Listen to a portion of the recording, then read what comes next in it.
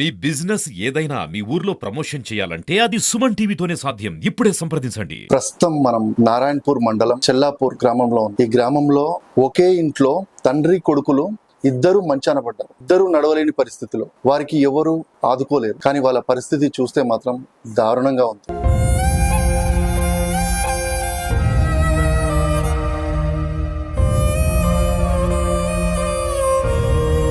వాళ్ళ ఇంట్లో ఇద్దరికి వాళ్ళ తల్లే సేవ చేస్తుంది. ఇటు కొడుక్కి అటు తండ్రికి గత 24 సంవత్సరాల నుంచి తను సేవ చేస్తూనే ఉంది. ఇలాంటి పరిస్థితి ఎవరికి రాకూడదని ఆ కుటుంబం కోరుకుంటుంది. అసలు ఏం జరిగిందో ఒక్కసారి తెలుసుకుందాం. నేను 24 సంవత్సరాల నుంచి మంచానికి పరిమితమైంది. ఒక రోజు తాటి చెట్టు మీకెళ్ళి పడి నా జీవితం మొత్తము మంచానికి పరిమితమైంది. లేవలేని స్థితికి చేరుకున్నాను. అప్పటి నుంచి ఇప్పటిదాకా నేను లేచేది లేదు, నడిచేది లేదు. అయితే మా కొడుకు, మా అబ్బాయికి కూడా నరాల వీక్నెస్ వచ్చింది. ఆయన కూడా నడవలేకపోతుండు. మా భార్య నాకు, మా కొడుకుకు షావలు చేసుకుంటా మా దగ్గరనే, ఇంటి దగ్గరనే ఉండడం జరుగుతుంది. మాకు ఎలాంటి సాయం అనేది ఎక్కడి నుంచి అందలేదు. మా జీవితం ఇలా మొత్తం కింద మీద అయిపోయింది.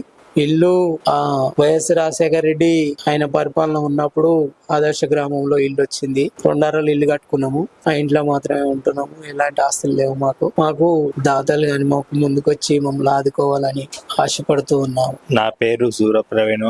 నేను 10th క్లాస్లో మంచిగా ఉన్నా.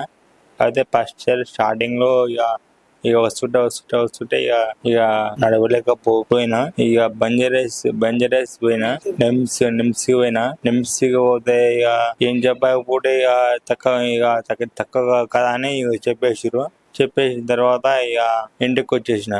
మాది సిల్లాపురం. నా పేరు యాదమ్మ.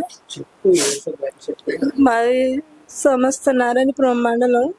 మా భర్తకు తాడ్మీ నుంచి వాడి 24 ఏళ్ళు అవుతుంది. ఎండుపూస ప్రాబ్లం ఉందని ఎక్కడ ఇన్ని హాస్పిటల్ తిరిగిన, నిమ్స్ పోయినాం, వేసదలు తీపిచ్చినాం. మా ఉన్న శల్క మొత్తం అమ్మినా గానీ మా భర్తకి ఏం నయం కాలేదు.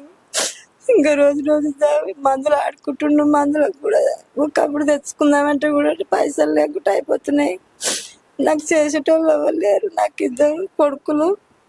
నా పెద్ద కొడుకు కూడా నా కండనరాల బలవీతన తక్కువ ఉంది. నరాలు పని చేయలేకపోతున్నాయి. రోజుకు 10 చదివినాక నా కొడుకు ఏమైందో ఏమో ఇట్లా అయిపోయింది. మాకు అదృష్టం దురదృష్టం ఏమైందో మా ఇంట్లో ఇద్దరికి ఇట్లా అయిపోయింది. నేను ఇప్పుడు ఇద్దరికి సేవ చేయలేక కష్టంతో బాధతో పడుతున్నా. బయటకు వెళ్తే నీళ్ళు తీసుకొని కూడా కొంచెం నీళ్ళు కూడా తీసుకోలేరు. అన్ని దగ్గరికి చేయాలి. బాత్రూమ్ పట్టుకపోవాలి, బాత్రూమ్ చేయాలి, అన్నీ చేయాలి. ఇప్పుడు మేము బయటకు వెళ్ళలేక పుట్టేందుకు కూడా మాకే బతుకు తెలియలేదు. పింఛన్ ఆధారం వల్లనే బతుకుతున్నాం. ఆ పింఛన్ కూడా వీళ్ళకు మెడిసిన్ కూడా సరిపోతలే. మాకు ప్రభుత్వం మాకు హెల్త్ కార్డు అన్నా, ఎవరైనా దాతలు ఉన్నా, ఎవరున్నా నా బతుకొరకు నా బాధలన్నీ చూసి మిమ్మల్ని ఆదుకుంటున్నాను. ఒకసారి నమస్కరిస్తున్నాయి. ఇక్కడ వచ్చిన సార్లు కూడా దండం. మీరు కూడా ఎవరన్నా నా బాధలు చూసి కూడా మీరు ముందుకు వచ్చి నన్ను ఆదరించినందుకు మీకు నమస్కారం. మా భర్తకు ఏమైందో ఏమో పైకి పడుతుంటే మొన్న హోలీ పండుగ రోజు కాలు ఇరిగింది. చూయించుకున్నందుకు డబ్బులు లేకుంటే కూడా ఎంతో కష్టంతో బాధతో హాస్పిటల్ సతమతమైనాం. మాకు హెల్త్ కార్డు సాయం చేసిన ప్రభుత్వాన్ని ఆదుకుంటుందని నేను అడుగుతున్నా. ఒకవైపు భర్త మంచానికి పరిమితమయ్యాడు. అతనికి 24 సంవత్సరాల నుంచి సేవ చేస్తుంది. మరోవైపు కొడుకు 13 సంవత్సరాలుగా సేవ చేస్తుంది. ఆ తల్లికి రోజు సేవ చేస్తూ తన ఆరోగ్యాన్ని సైతం లెక్క చేయకుండా సేవ చేయడంతో తన ఆరోగ్యం కూడా నెమ్మదిగా క్షీణిస్తూ వస్తుంది. ప్రభుత్వం నుండి గానీ లేకపోతే రాజకీయ నాయకుల నుండి గానీ తనకి సహాయం అందించాలని కోరుకుంటుంది. సుమన్ టీవీ కూడా ధైర్యం చెప్తుంది వారికి. ఎవరైనా దాతలు ఉంటే ఖచ్చితంగా ఈ కుటుంబాన్ని ఆదుకోవాలని సుమన్ టీవీ కోరుకుంటుంది. ఇది ఇక్కడి పరిస్థితి.